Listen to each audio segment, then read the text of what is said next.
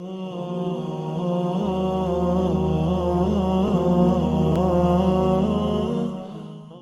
صلی علی سیدنا محمد وعلی آل سیدنا محمد وبارک وسلم۔ السلام علیکم ورحمۃ اللہ وبرکاتہ۔ سلمان فارسی کے بارے میں ہم بات کر رہے تھے، اور تقریباً ہم نے یہ بتایا کہ آپ صلی اللہ علیہ وسلم مدینہ پہنچے ہیں تو اسی وقت آپ اسلام قبول کیا آپ نے۔ بہت علم ان کا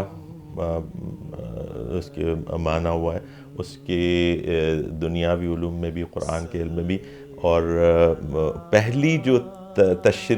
پہلی جو ترجمہ ہوا ہے قرآن کا، جس مکمل غالباً نہیں لیکن ایک حصے کا ترجمہ جو فارسی میں کیا گیا ہے، کسی بھی لینگویج میں قرآن کا جو ترجمہ ہے وہ سب سے پہلے اس کی سعادت بھی سلمان فارسی کو ہی ملی ہے۔ سلمان فارسی، جیسے ہم نے کہا کہ بہت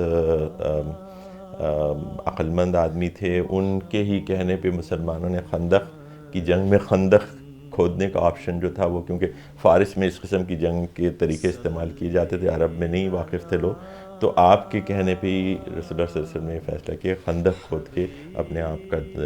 مسلمانوں کا دفاع کیا جائے۔ اسی طرح بعد میں جو ایران، جو مدائن کے اوپر مسلمانوں کا قبضہ ہوا ہے، اور جو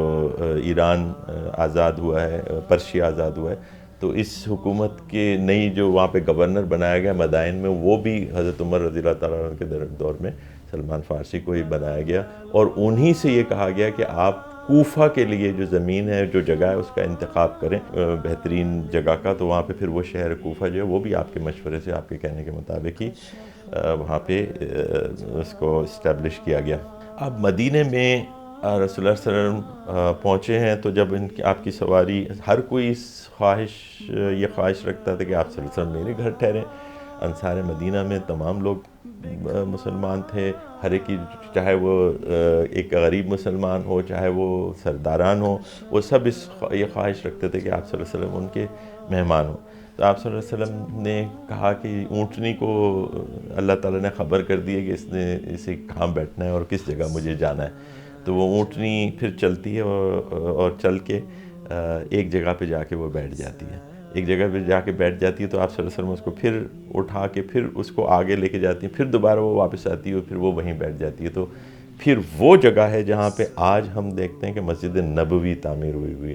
یہاں سے قریب ترین جو مکان تھا اس کے بارے میں آپ صلی اللہ علیہ وسلم نے دریافت کیا، وہ ابو ایوب انصاری رضی اللہ تعالیٰ عنہ کا مکان تھا، جہاں پہ جا کے آپ نے قیام فرمایا،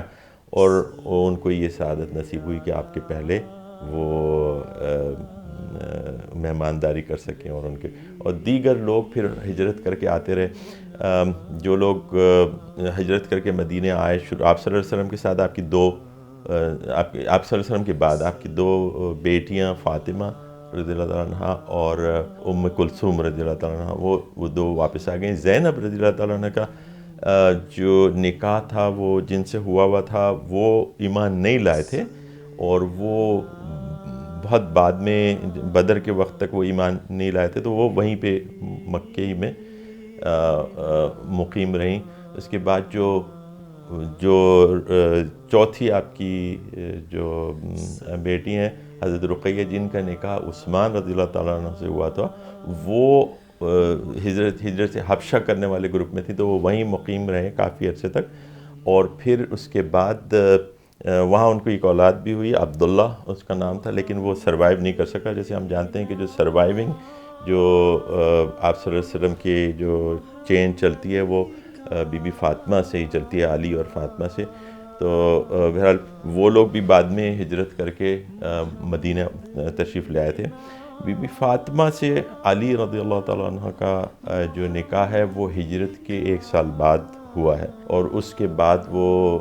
بہت کم عمری میں ان کا انتقال بھی ہو گیا تھا، اور ان سے اولاد ہوئی، اور وہ پھر ان سے جو نسل چلی، اسی میں آج تک جو آپ صلی اللہ علیہ وسلم کی نسل سے چلنے والے لوگ ہیں، جو کہ بہت پھیلی اور ساری دنیا کے اندر موجود ہے۔ تو یہ تو ایک چھوٹا سا ان کے خاندانی اس کے حساب سے ہم نے دیکھ لیا۔ دیگر جو صحابہ کرام تھے،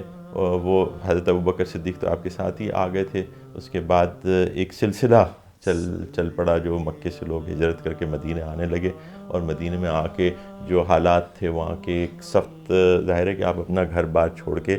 اور کاروبار چھوڑ کے نئی جگہ پہ جا کے نئے ماحول میں نئے ہر لحاظ سے جو مسائل تھے اس سے گزرتے رہے۔ حاجرین جو مکے سے تشریف لائے تھے اور مدینہ کے انصار، ان کے درمیان مواقعات یعنی بھائی چارہ کا رشتہ قائم کی، اور یہ رشتہ اس کی جو تقاضے تھے اتنے زیادہ تھے شروع میں کہ لوگ یہ سمجھنے لگے تھے کہ شاید وراثت میں تک یہ لوگ حصے دار ہو جائیں گے انصار کی، جو ان کے جو مال متاع ہے اگر کوئی انتقال کرتا ہے تو اس کے ورثے میں بھی یہ لوگ شامل ہیں، یہاں تک ان کے وہ معاملات جو تھے اتنے زیادہ، ایک تو بہت خوش دلی سے جس کے ذکر قرآن میں بھی آتا ہے، انصار کی اس خوش دلی سے جس انہوں نے ان مہاجرین کو ویلکم کیا اور ان کو سیٹل ہونے میں وہاں پہ مدد دی، یہاں تک کہ لوگوں نے یہ کہا، عبدالرحمن ابن عوف سے کسی نے ان کے جن کے ساتھ مواقعات ان کے بھائی چارہ قائم کیا تھا، یہ کہا کہ میرے پاس اگر میری 2 بیویاں تو میں ایک کو طلاق دیتا ہوں، آپ اس سے شادی کرو۔ انہوں نے کہا نہیں، آپ مجھے بتاؤ کہ یہ مارکیٹ کس طرف ہے، میں اس میں اپنا کاروبار کروں گا۔ آپ صلی اللہ علیہ وسلم کی دعا تھی عبدالرحمن ابن عوف کے ساتھ، تو ان کے ہاتھ میں برکت تھی، وہ جس معاملے میں جس کاروبار میں ہاتھ ڈالتے تھے برکت ہو جاتی تھی، تو انہوں نے پھر اپنی تجارت کو بہت اچھی طریقے سے اسٹیبلش کر لی، اور بہت اس نے فروغ پا کے وہ بہت بڑے تاجر وہ بن گئے۔ اسی طرح دیگر مسلمان بھی اپنے حساب سے سیٹل ہوتے رہے، اور مدینہ ایک یعنی یہ اب آگے کی قسطوں میں ہم دیکھیں گے کہ یہ ریاست کا جو قیام ہے وہاں پہ، جیسے ہم نے بتایا کہ اوس اور خزرج کے 2 قبائل تھے، پھر مدینہ میں یہودیوں کے قبائل رہتے تھے، ان سے جو آپ صلی اللہ علیہ وسلم کے معاہدے ہوئے ہیں اور اس کی جو حکمت ہیں اس کے اوپر ہم اگلی قسطوں میں انشاءاللہ بات کریں گے۔ اقول قولی ھذا واستغفر اللہ لی ولکم ولسائر المؤمنین۔